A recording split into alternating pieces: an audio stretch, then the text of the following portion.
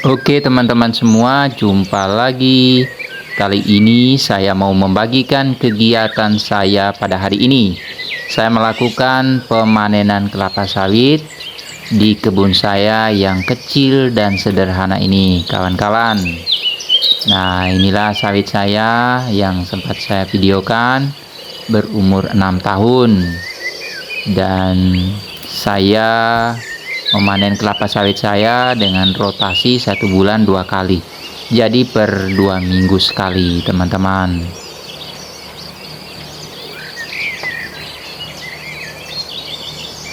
Nah, kelapa sawit saya ini bermacam-macam jenis yang saya tanam. Jadi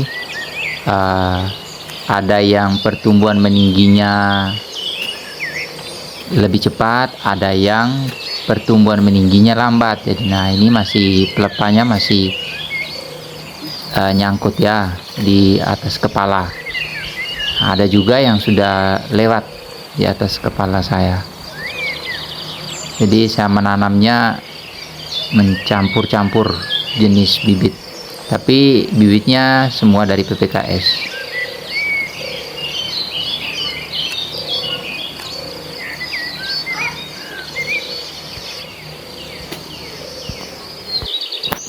Jadi teman-teman, saya melakukan kegiatan pemanenan sendiri setiap kali panen, karena mengingat kebun yang kecil dan juga tidak perlu harus membayar orang karena masih bisa bekerja. Nah, jadi kita melakukannya sendiri. Jadi dari pemanenan, dari perawatan sampai ke pemanenan dilakukan sendiri, kecuali mengeluarkan buah dari dalam kebun, yaitu ada ajak teman lah untuk mengeluarkannya. Jadi kalau perawatan, pemupukan serta pemanenan kita lakukan sendiri.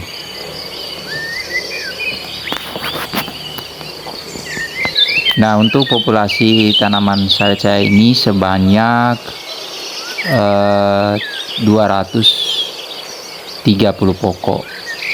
Nah, jadi sekitar 1 hektar 3/4. Nah, jadi itulah merawat dan pemanenannya saya lakukan sendiri saja.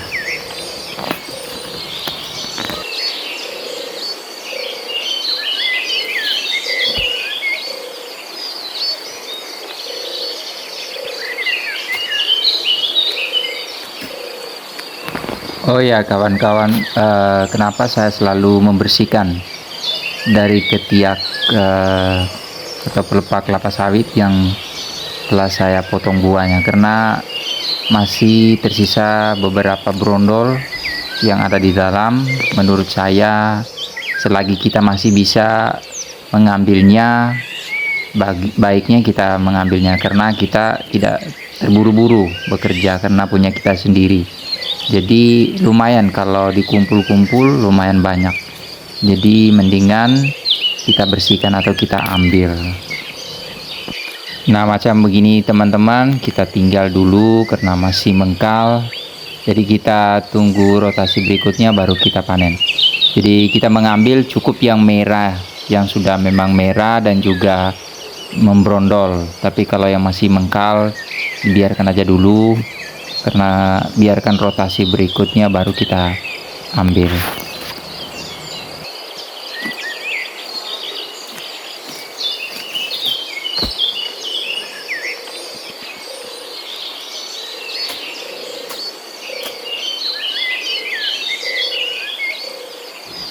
Untuk hasilnya sendiri teman-teman, dari 230 pokok ini kadang saya mendapatkan sekali rotasi panen itu kadang sampai tembus 3 ton, kadang lebih dari 3 ton, dan kadang kurang dari 3 ton. Ya, kalau memang pas buahnya banjir, berarti saya bisa mendapatkan 3 bahkan sampai lebih. Nah, sedangkan kalau dia pas buahnya trek, kata orang kena trek, jadi saya bisa mendapatkan 2 ton lebih dalam rotasi 1 kali panen. Nah, seperti itu teman-teman. Jadi untuk hasilnya dalam 1 bulan itu kadang saya bisa dapat 6 ton, kadang bisa 6 lebih, dan juga bisa juga cuman dapat 5 ton. Jadi seperti itu, dia kalau hasilnya bagus ya dapatnya lumayan, tapi kalau pas trek ya palingan 5 ton kita dapat.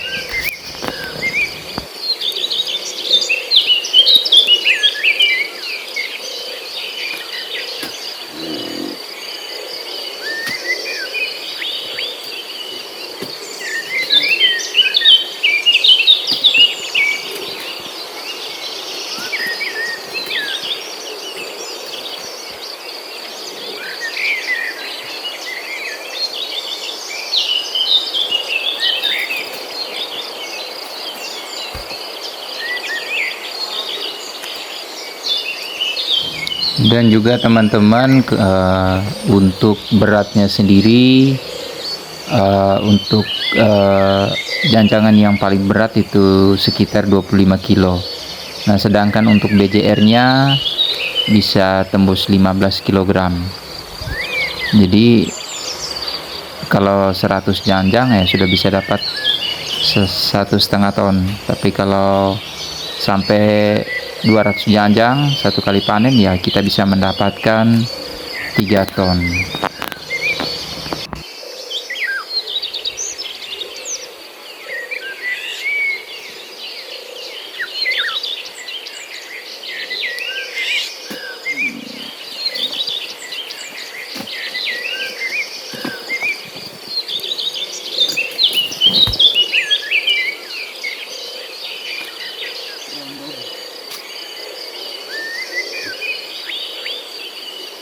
Nah, macam begini teman-teman, memang prosesnya agak lambat ya. Kita harus membersihkan dulu brondolan yang ada di ketiak pelepah kelapa sawit. Nah, tapi kalau dipikir-pikir ya lumayan juga kalau dikumpul. Soalnya saya di sini menggunakan songgo. Jadi banyak brondolan itu yang nyangkut kalau kita panen, apalagi kelapa sawitnya yang memang betul-betul sudah membrondol begitu. Jadi ya harus dibersihkan dulu, karena saya tidak mau juga panen buang buah, buang pelepah, atau buang pelepah, buang buah gitu, potong buah. Karena menurut saya pelepah itu ada manfaatnya untuk pohon dan juga buah, karena dia adalah dapur dari kelapa sawit tersebut. Jadi setiap serapan makanan yang ada dari tanah melalui akar, dia akan disalurkan ke daun atau pelepah terlebih dahulu, lalu kembali diedarkan ke pohon ataupun buah. Jadi kita perlu juga jaga pelepah, karena dari jaga pelepah juga berat janjang itu semakin berat dan juga tidak membuat kelapa sawit tersebut stres karena terlalu overpruning.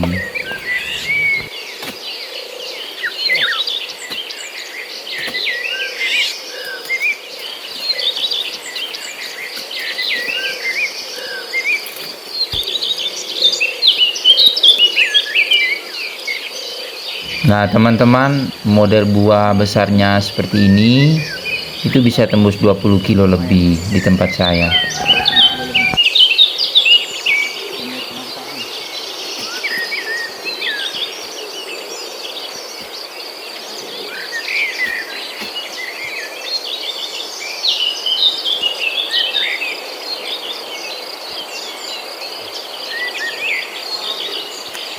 Oke teman-teman, sampai di sini dulu aktivitas pemanenan saya yang bisa saya bagikan ke teman-teman. Sampai jumpa kembali.